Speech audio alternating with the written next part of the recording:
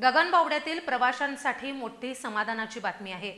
आमदार चंद्रदीप नरके यांच्या सततच्या पाठपुराव्याला यश आलं असून राज्य सरकारच्या परिवहन विभागामार्फत गगनबावडा एसटी आगारासाठी 10 नवीन बसेस मंजूर करण्यात आल्या आहेत।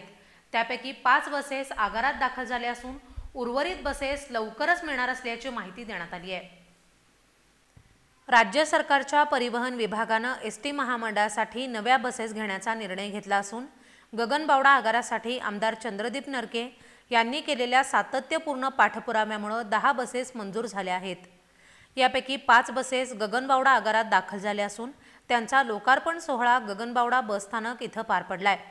या कार्यक्रमात बोलताना आमदार नरके यांनी आगार आणि एसटी स्टँडचं लवकरच नूतनीकरण होणार असून प्रवाशांसाठी राहण्याची सोय आणि इतर आधुनिक सुविधा देण्याचं आश्वासन दिलंय।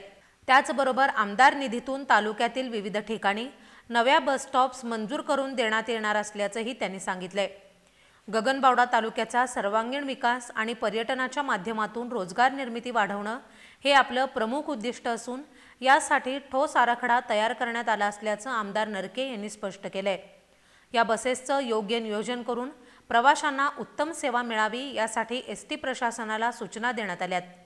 उर्वरित 5 बसेसही लवकरच आगारात दाखल होतील अशी ग्वाही यावेळी देण्यात आली आहे।